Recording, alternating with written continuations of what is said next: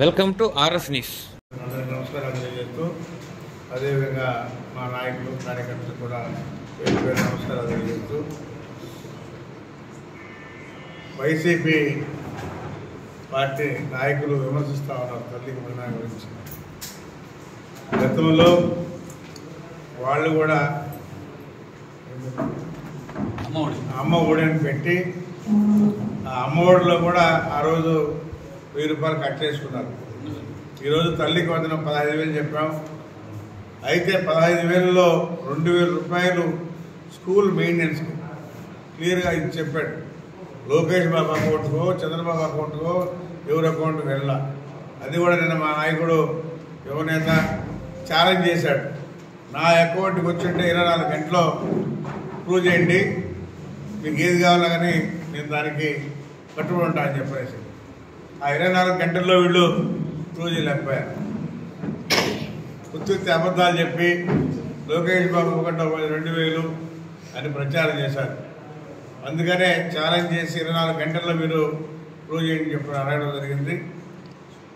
ఈరోజు రాష్ట్రం ఎన్ని ఆర్థిక ఇబ్బందులు ఉన్నా తల్లికి వందనం ఏమని చెప్పారో దాని ప్రకారం స్కూల్ మెయింటెనెన్స్ 2,000, 13,000 రూపాయలు ఆ తల్లికి వందనం చెల్లించడం జరిగింది. గతంలో ఇంట్లో ఒక బిడ్డకే ఇచ్చారు. ఆ తల్లి ముగ్గురిని కన్నా నలుగురు కన్నా ఆ ఇంట్లో కుటుంబంలో ఒకే మెంబర్కి ఇచ్చారు, ఒక బిడ్డకే ఇచ్చారు. అంటే ముగ్గురు బిడ్డలు ఏం చేయాలా? దాన్ని దృష్టిలో పెట్టుకొని ఈరోజు మేము కాల్చింది ఆ కుటుంబంలో ఎంతమంది బిడ్డలు ఉంటారో, ఒకరున్నా, ఇద్దరున్నా, ముగ్గురున్నా, నలుగురున్నా కానీ ఆ బిడ్డలకి నలుగురికి 60,000 రూపాయలు ఈరోజు ఇచ్చింది. అందులో 8,000 స్కూల్ మెయింటెనెన్స్ పోయింది. 52,000 రూపాయలు ఆ తల్లికి చెందింది. ఈయన మాటలు చెప్పి మేము తప్పించుకోలే. ఏమైతే చెప్పారో 20 లక్షల మంది నలుగురు పిల్లలు ఉన్నటువంటి వాళ్ళు ఉన్నారు. వాళ్ళకి 52,000 లెక్కన ప్రతి కుటుంబానికి ఇచ్చాం. అదేవిధంగా 2,10,000 మందికి ముగ్గురు పిల్లలు ఉన్నారు. వాళ్ళకి 40,000 చిల్లర వాళ్ళకి ఇవ్వడం జరిగింది. అదేవిధంగా 14 లక్షల మంది ఇద్దరు పిల్లలు ఉన్నారు.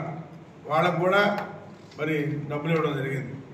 కుటుంబంలో ఒకళ్ళకి కాదు, ఎంతమంది బిడ్డలుంటే అంతమంది బిడ్డలకి ఈరోజు ఈ ప్రభుత్వం ఇచ్చిందని చెప్పి తెలియజేస్తా ఉన్నాం.